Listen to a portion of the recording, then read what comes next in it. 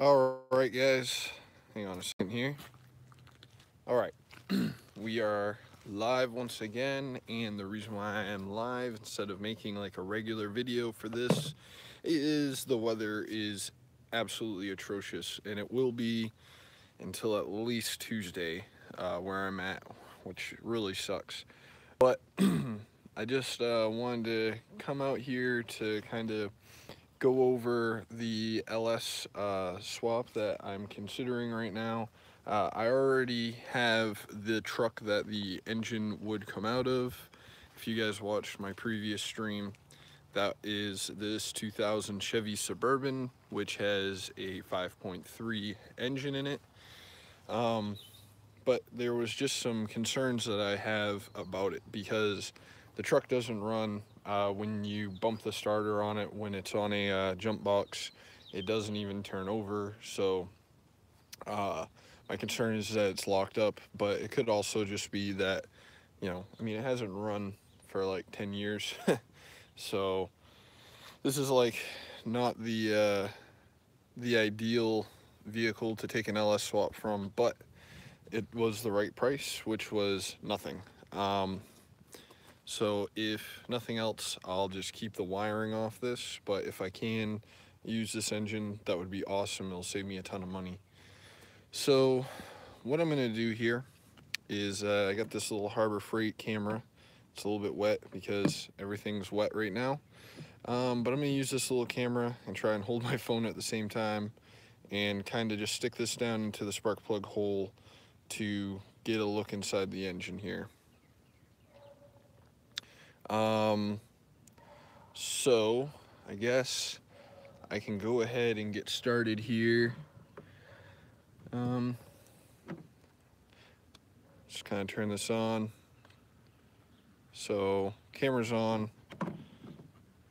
Already the old contrast of it ain't too great. It's Harbor Freight, and it was not too expensive. So yeah, what I'm gonna do is take this and get at least a little bit close to. There we go. We got the light on it turned all the way up. All right, so there's a spark plug hole.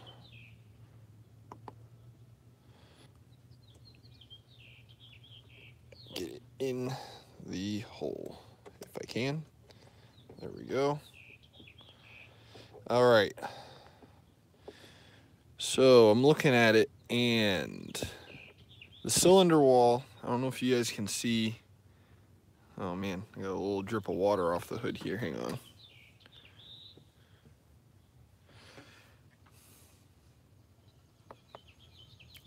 So yeah. So the resolution on this screen is not the best in the world, so I'm doing what I can with what I got.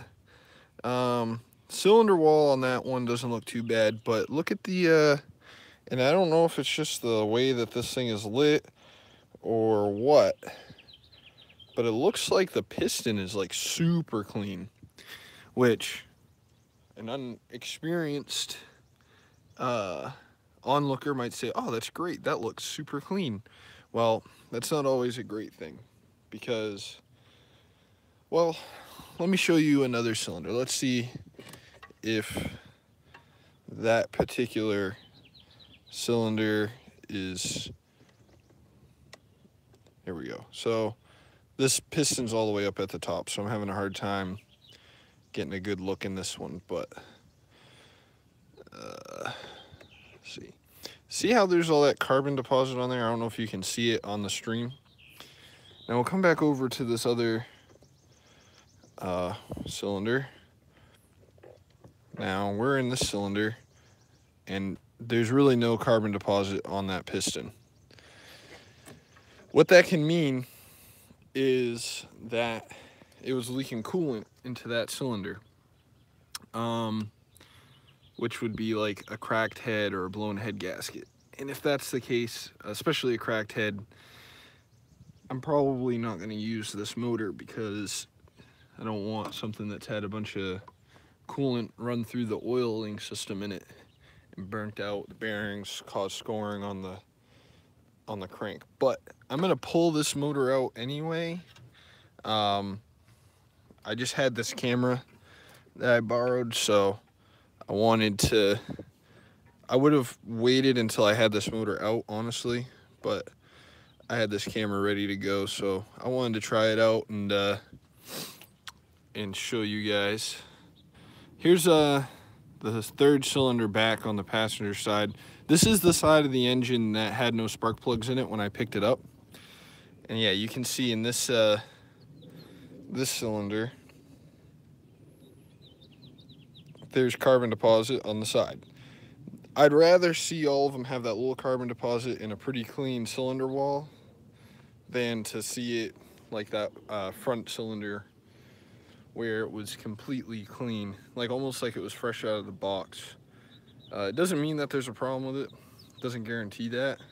I mean, there's more than one it could be like just the resolution in this camera is kind of playing tricks on me. But there's a good chance that this thing blew a head gasket or what have you. So what I'll do, so it at least is giving me an idea of what I've got to do to try and figure out how to turn this stupid thing off. Why won't this turn off? Oh, okay. That's weird. Yeah, this little Harbor Freight camera is not my favorite one I've ever used, I'll tell you that. I just need to go out and buy one of my own. I've only needed one a couple times, so I just went ahead and borrowed this one off a friend, so no big deal that it kind of sucks, but I wouldn't go out and spend my own money on it, that's for sure.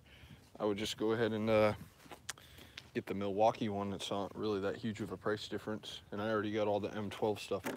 But yeah, so the next things I want to do, I don't know if I want to do it before I pull it or after, because I'm pulling it out anyway, so I can haul this Suburban on my trailer without too much issue. Try to get some weight out of it. But the next thing I'm gonna do before I'll go and before I will actually go and try to put this in anything is I will take and what do they got going on here? Sorry about that. I'm just kind of looking at something here. I just noticed that they had one of the spark plug wires removed on the driver's side as well. Yep. They got the spark plug out. I guess I'll try it on this side. So there's already a spark plug out. I really don't want to be taking spark plugs in and out of this thing while it's still in the truck, just because it's a pain and the weather sucks. But if it's already out, I guess it won't do any harm, right? Let's check this front driver's side cylinder, since the spark plug's already out of it, and it will be pretty easy. Not that taking spark plugs out is hard anyway. I just trying to make a quick stream, so normally I would go and pull every single spark plug out, and I might still do that. Sorry about the angle, I gotta get this camera set up, so yeah. I really don't understand this Harbor Freight camera power switch situation. Luckily, I don't have to use it for like a long-term basis. I will say this camera does have a nice length to the lead on it. So I used one before that was like, I don't even know what brand it was. It wasn't like a name brand type of camera. But the length on the little cable that the camera's on the end of was not long enough to really do much. I don't know why they would make one of these scope cameras like that. Of course, all the wiring here is right in my way. There we go. We are in, and I got a bunch of crap on the camera, so. Huh. So, once again, man, like looking at the camera on my phone compared to the screen on this thing. I don't know if you can see, and I really don't know if it's the resolution, but this cylinder also looks pretty clean. Let me see if I flip it, if it makes a difference. See how clean like everything looks in there? I wonder, because I haven't worked on a whole ton of these LS motors like in depth. I mean, I've diagnosed like small problems on these things, but I wonder if this is like a like maybe an intake gasket problem. I don't think that they have coolant galleries. So like a small block Chevrolet, like a non-LS motor, has like a coolant gallery across the front, and that's where like your thermostat and everything goes. So if you blow the intake gasket, it'll act like a blown head gasket because it'll just pour coolant into the front cylinders. And that's almost what this reminds me of. Like, I can't imagine that like both of these cylinders would have like the exact same blown head gasket right there on top of them like that. I mean, I won't rule it out. But the real thing that will tell me whether this thing has a head gasket issue is when I drop some oil out of it, because we'll see that the color of the oil will be like really like just like coffee if it has a blown head gasket. And that would have to be, to clean those cylinders out with coolant as clean as those looked, you would really have to have a really blown gasket. So, you know, you'd be moving some coolant through that motor.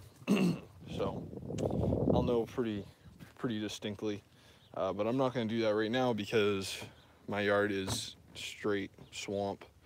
But yeah, what else? The other thing I did before I made this stream, before I started the stream, was I went ahead and kind of checked in here. The main thing you're looking for is like oil, stuff like that, and there definitely was some in there. That could be like an EGR thing, blowing oil into here, or a PCV issue, depending on the motor you're looking at. Yeah, so I don't know how that happened. A lot of these older motors have some carbon and oil deposits in the intake, but I'm not sure.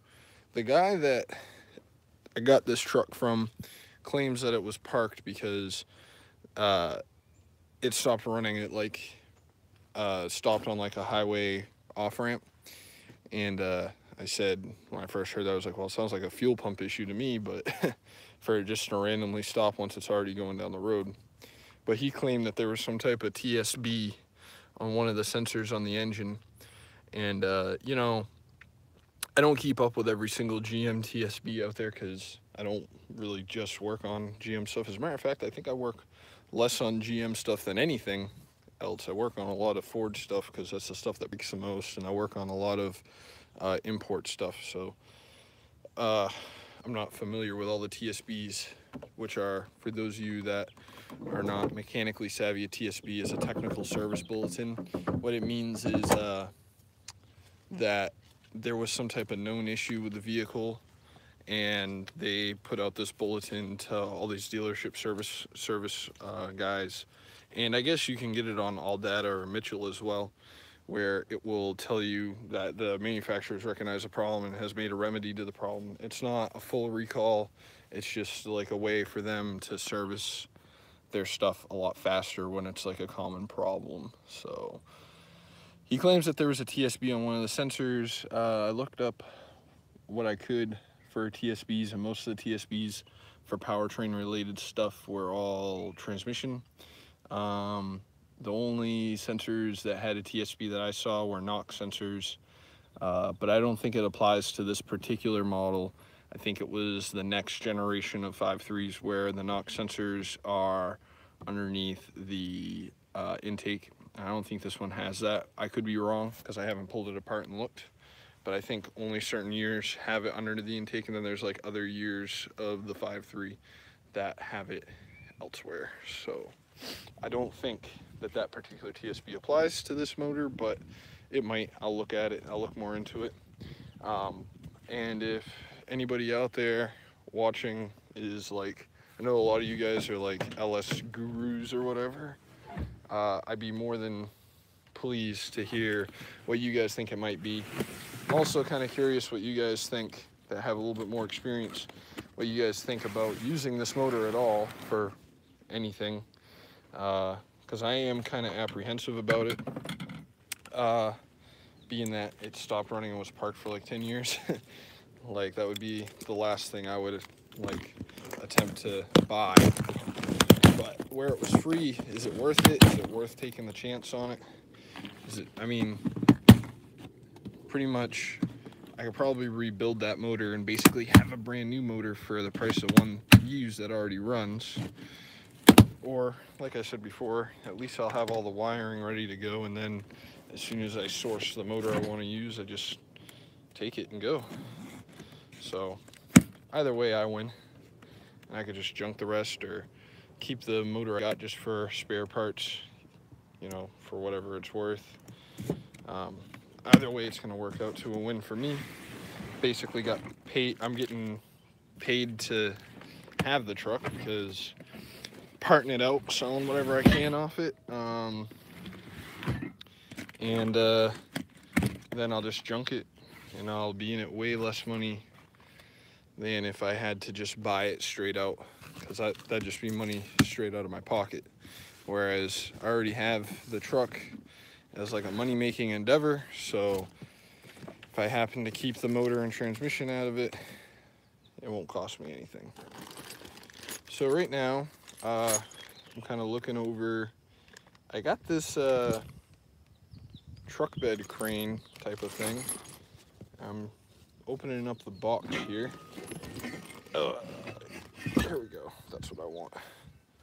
So I'll show you here in a second. So I haven't assembled it yet, but I went to Harbor Freight, and I think I was telling you guys about this before.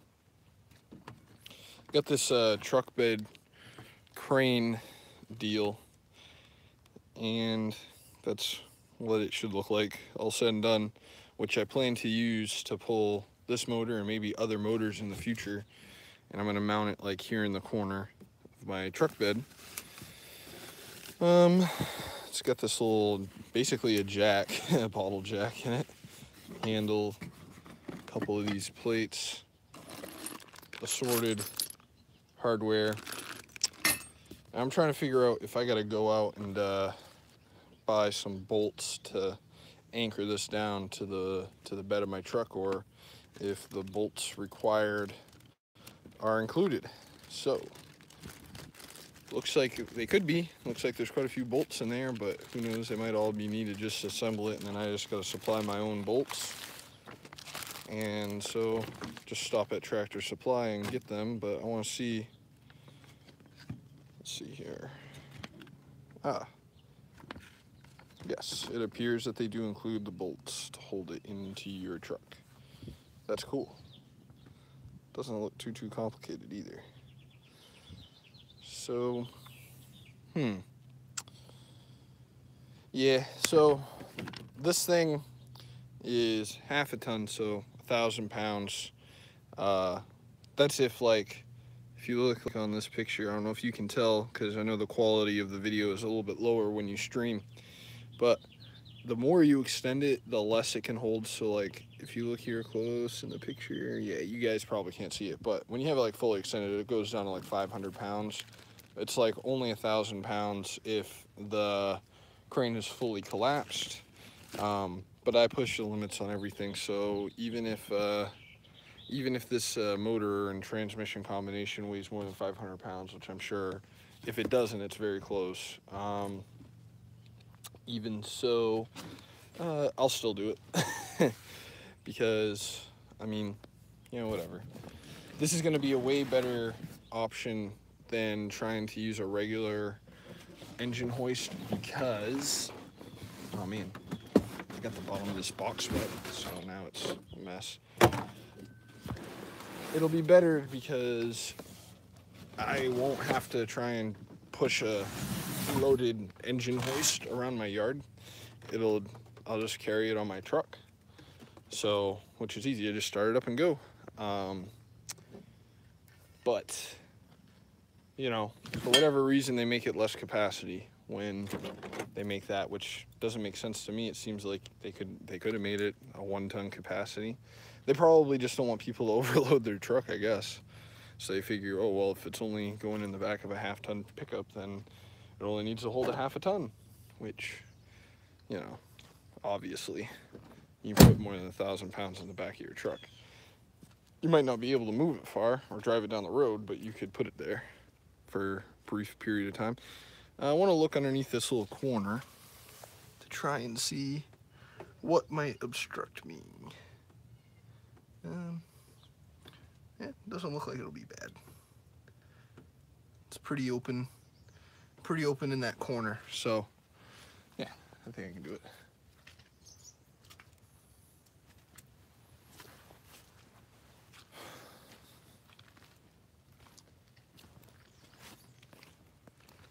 You guys out of here? So you're trying to sell the small pickup now that No. you got the wheels it came with, or? What, the wheels that are on it? Yeah. No, I put those on there. So, yeah.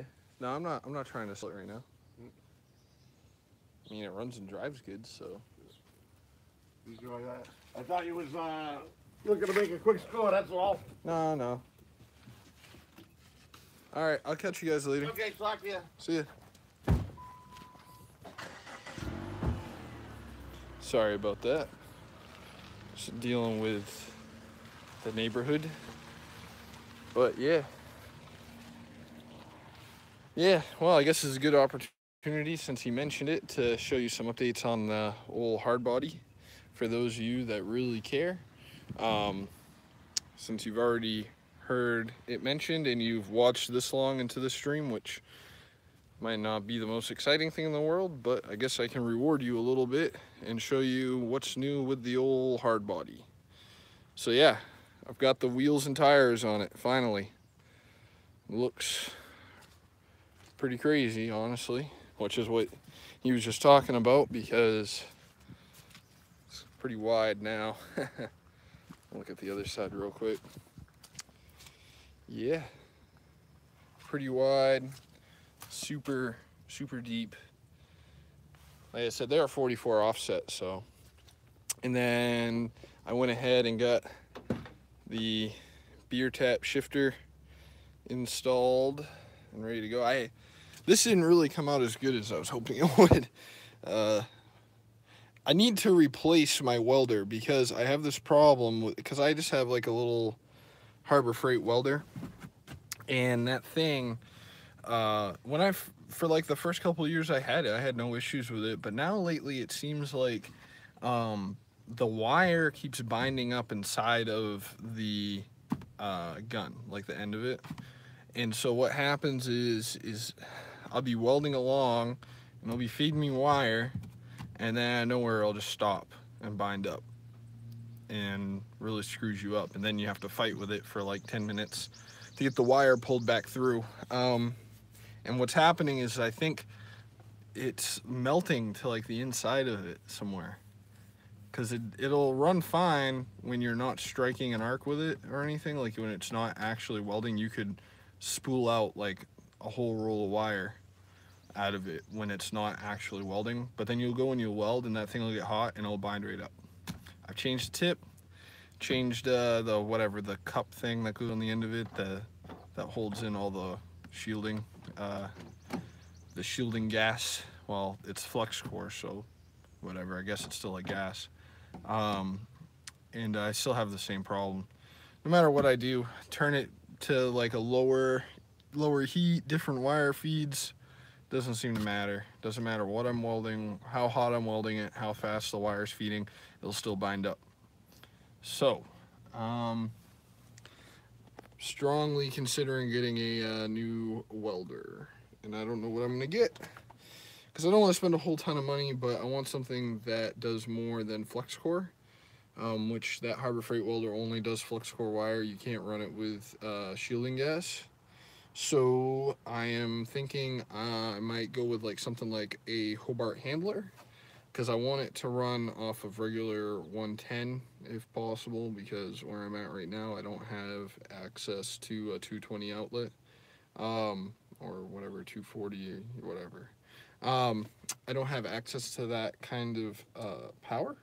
So yeah, so pretty much my requirements for my next welder are, it's got to run on 110, and I prefer for it to work with like regular gas, like argon or whatever's cheap here. I think you can get like a CO2 mix sometimes for certain processes. I'm not really sure. I mostly have welded with argon, so yeah. And the price isn't too big of a concern. I want to keep it below, like, as cheap as possible. I mean, the Hobart handler is like $500, but I mean, I'm willing to pay to play. If I could get like a multi-process TIG machine for the right price that runs on 110, that would be ideal.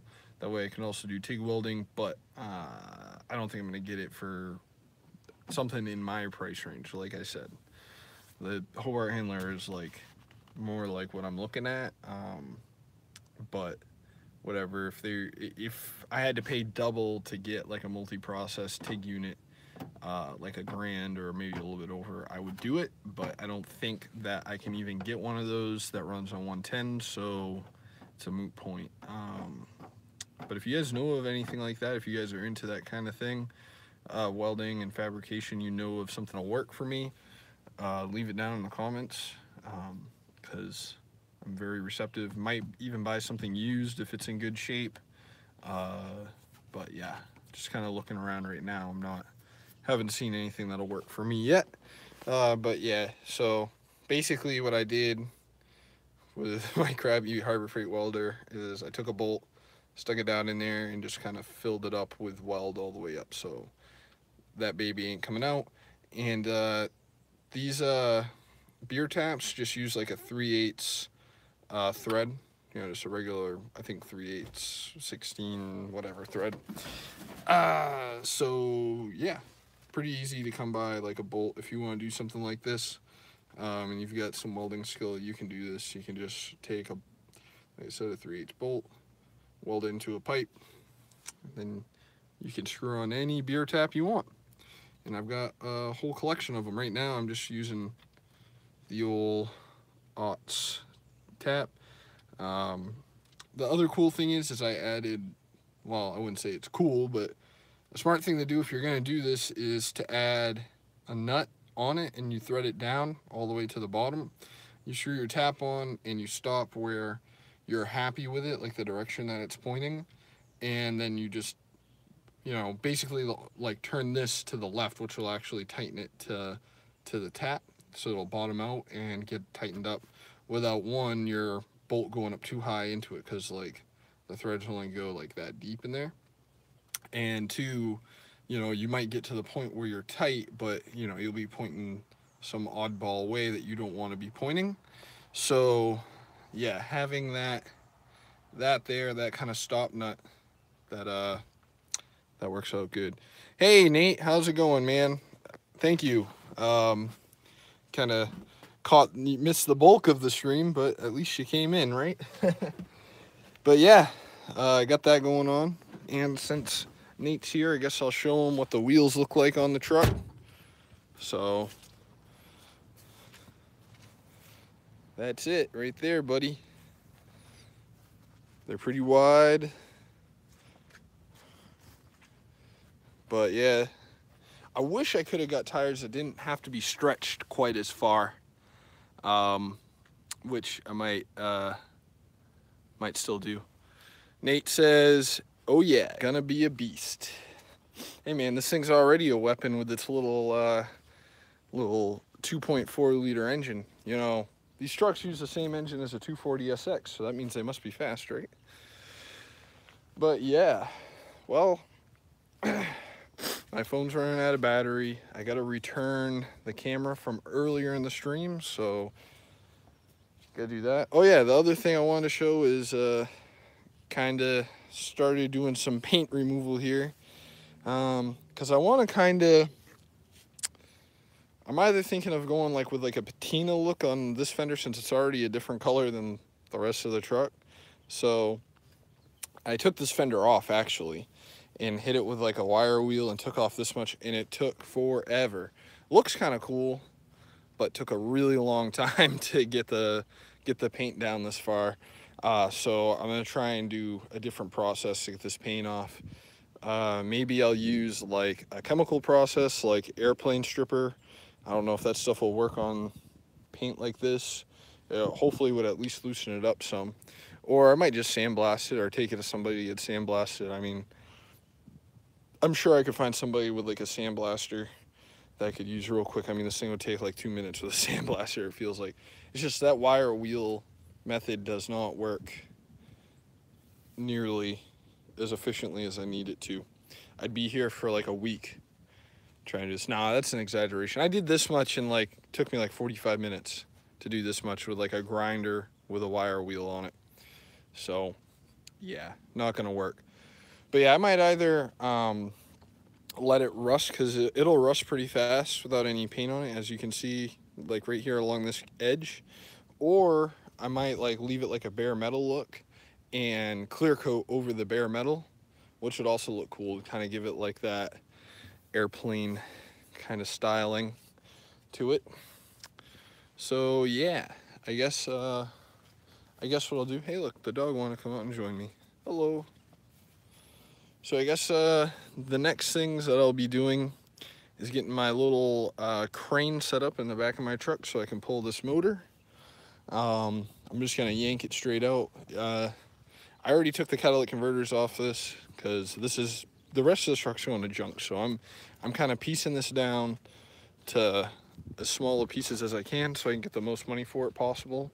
Essentially, I'm gonna get paid to swap for an LS, which is the best way to do it. But this is like my job, so it's not like any extra to me.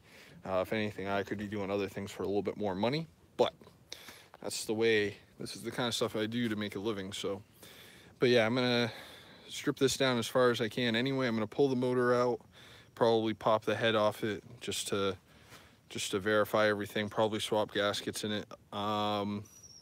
And they'll probably be coming up very shortly because I want to get this thing out of here so I can, you know, get my paycheck, man.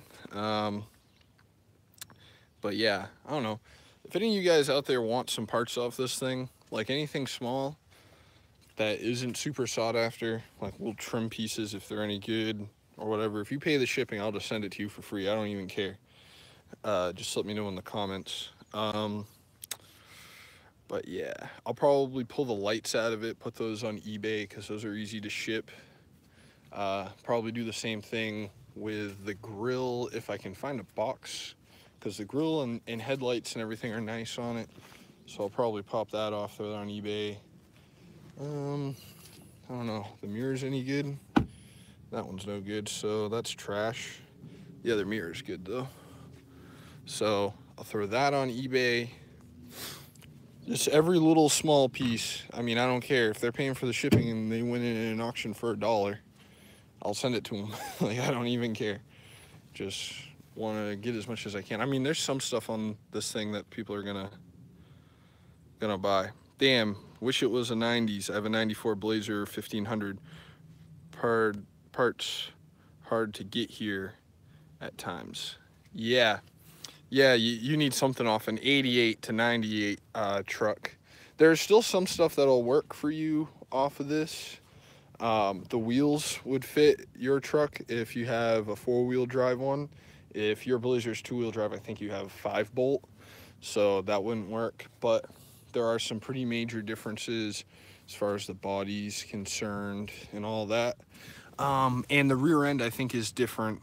Like, it should be like the same. I can't even get a good shot on it. But the rear end on this truck has coils in the back, whereas like an 88 to 98 would have leafs, I do believe. So that won't work. This one's actually a 2-wheel drive. The transmission should maybe work. I don't know. I'm not sure if 94 Blazer has a 4L60 or a 700 R4. If you have a 4L60E transmission, this one will work. I don't know what the cost of freighting a transmission to your area would be, but it probably wouldn't be worth it, because there's probably plenty of 4L60 stuff that's two-wheel drive around you. But yeah, I mean, I don't know. If you like, try to think of like stuff I know will fit, because yours has, if you have a 94 Blazer, yours has a square interior. So like you probably have like that old school steering wheel that's got like the X in the middle. I mean, everything on this is different, honestly. Yeah, unfortunately the old interior ain't worth anything because the sunroof is missing, which is a bummer because the seats are probably worth some serious cash. So yeah, but glass, stuff like that, if somebody needs some glass, I'll sell it cheap. But anything real small that ain't worth anything, like little window switches and crap, I'll just give it to you. I don't even care. But yeah, anyways, I'm gonna wrap it up because my phone is almost certainly going to die soon. Thank you guys so much for watching. Good to see you here again, Nate. And yeah, I'll catch you in the next one.